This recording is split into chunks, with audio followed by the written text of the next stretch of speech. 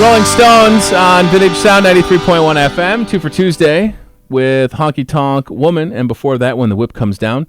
8:37 from the Unity Point Health Studios. There's a lot going on this weekend, including, like most Saturdays, the Muscatine Area Farmers Market. But however, this Saturday, there's quite a few different things going on, and folks from the Musser Public Library are going to be hanging out at the Farmers Market.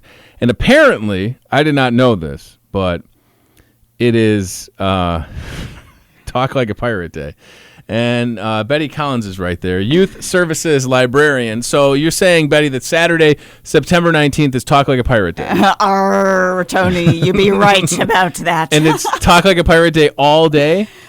Yes, it's one of those things. If you look it up, you are going to find online it is Talk Like a Pirate Day. And so I suppose you can, do as much or as little with that as you like. I love it. At my house right now, we have some of that Pirate's Booty popcorn or whatever it is. I don't even know if it's popcorn. I just think it's hilarious. But it's good. Have you ever had that before? No, I never have. You're going to have to fill me in on it. Yeah. It sounds first. Right. Yeah. It sounds weird to tell you to go to the store and buy Pirate's Booty, but it's totally legit. So Talk Like a Pirate Day, I think it's great that it's on a Saturday. Yes. Because then you could start your morning out with it, go to the farmer's market, see you guys, and then continue it. Maybe you're going to the Hawkeye game that night. That's right. Right? The whole day long. That's right. Yeah, keep your eye patch on. Right. Yeah. And you don't have to be at work unless, of course, you work on a Saturday. Right. Maybe you are a pirate in your private time, but you never get to show anybody. This is your day, right? This is your day. Bring out your parrot. There's a house on Mulberry that has parrots, I think, or some exotic birds. Oh. They used to have a sign out front. It's as you're going towards downtown, but kind of near the radio. I thought it was like, I don't know. I don't know if they're still doing it. But if you need an exotic bird, let me know. I can hook you up. I always saw the sign and I thought, what do they mean by it? You know what I mean? It just makes you want to go up and knock on the door. Exactly. Yeah. Right. Or put them on the radio or something. That's for sure. I did have to wear a pirate patch when I was, I think it was in first grade. So I want to say I was 7 or 8 years old. My brother was 5. He jumped on my back and stabbed me in the eye with a plastic Ninja Turtle sword. And I was okay. And then in the middle of the night, I guess my eye started bleeding and I had to go to the hospital. Long story short, my vision is fine. But I did have to wear a patch for like a day or two. And kids are mean. And you have a continuous fear and loathing of Ninja Turtles. I do still kind of love the Teenage Mutant Ninja Turtles. It's weird that now I have a 3-year-old that's like getting into it. I don't think I'll have any of the weapons in my house. Maybe a good idea. Yeah. But so I did have to wear a patch. And so then later in life when I was still in school, and if there were other kids that had a patch, I could always sort of like sympathize. Like, hey, man, it's going to be cool.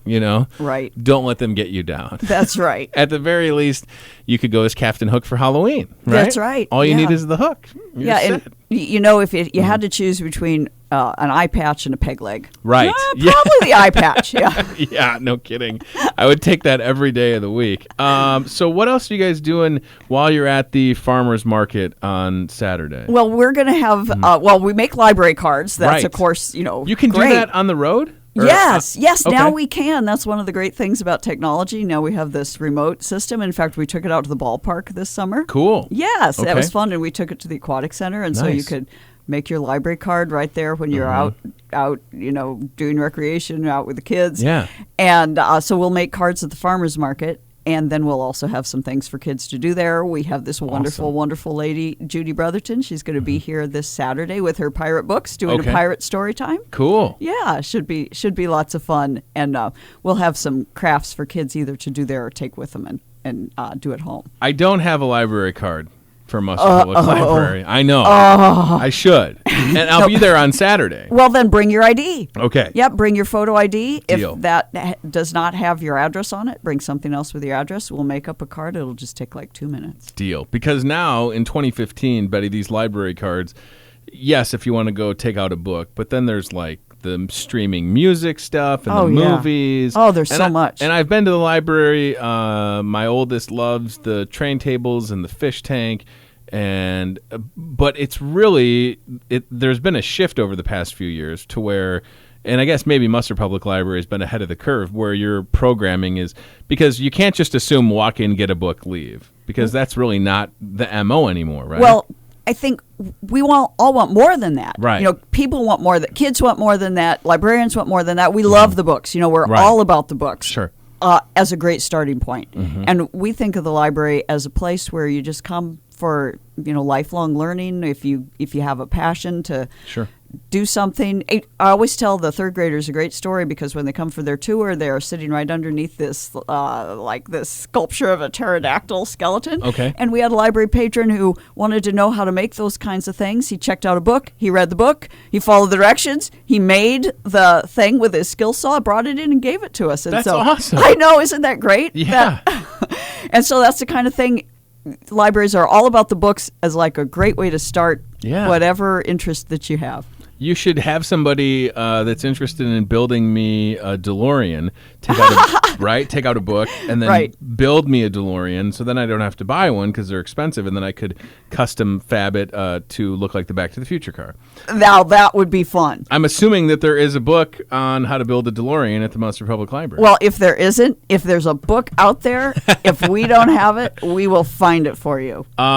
Something else you might not know if you're listening and you're interested in continuing your ukulele skills or learning how to play the ukulele Wednesday nights. Until how long are you doing ukulele classes? I think they go 6 or 8 weeks. Awesome. Yeah. Isn't that great? It is. I bought a ukulele like 4 or 5 years ago, and I tried to play it, and I had a good time with it. I kind of look like Tiny Tim because it's so small.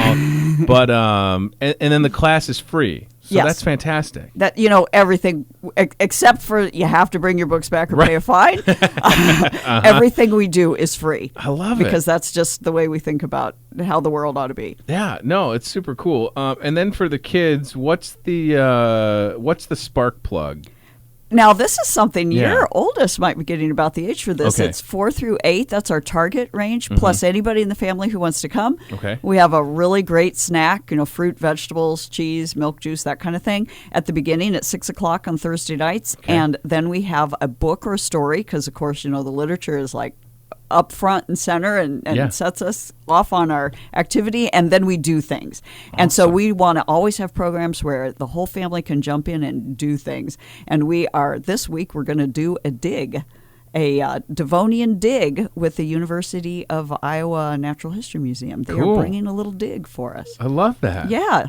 That's pretty sweet. And then what does it say about the GoPro? What does that mean? Oh, do you have a GoPro? Are you giving it away or what? No, we're using it. We're GoPro. We have 3 GoPros, okay. and for our Spark Plugs program for the first 6 weeks, we're having kids trade off using them so that you can see the dig from a kid's eye view. Oh, that's cool. Yeah, and so last week we walked through the 7-foot tall prairie grass with Dave Bakke out at the Nature Center. Yeah. That was fun. And if you want to see it from a 3-foot tall view,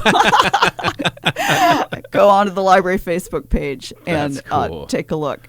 I love Dave. He's a good guy. Oh my gosh, he's just fantastic. He's great.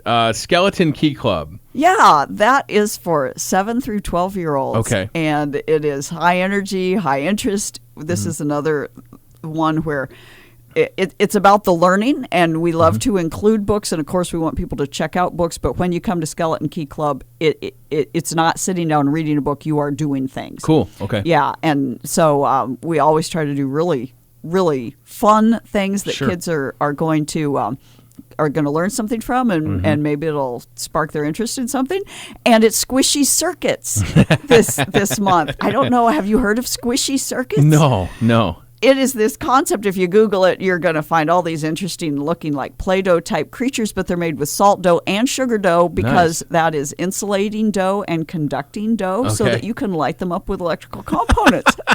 It's the most amazing thing. Our director found this. She says, Betty, you got to take a look at this. That's awesome. With a little help from Casey Edkin, who is a Muscatine Community School District teacher, and he knows way more about science than I do, we are going to let kids do Squishy Circuits. And I got this great box. It arrived yesterday, and it was full of like LED, bipolar red-green lights and blinkers and buzzers and motors, and I can't wait.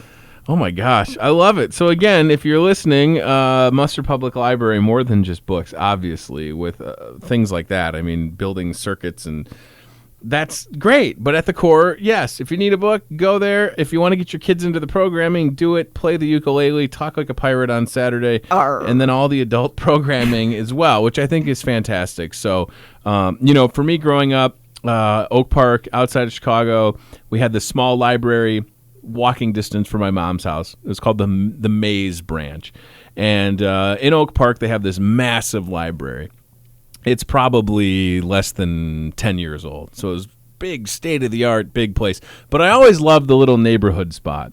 And when I was in 7th grade, I would go there and I would take CDs, and that's where I discovered bands like Cream for the first time, or really got into Eric Clapton. And then what that library doesn't know is that I would rent those CDs, I would take them home, and then I would burn a copy of them. And probably your librarian was suspicious. But it was right at the time when burning CDs became popular, so they might not have known. And I always brought the original back. Yeah. But that for me, so I've always had a fondness for libraries. I told you off the air that when I was at St. Ambrose, my work-study job was in the library, and that I got in trouble for erasing fines.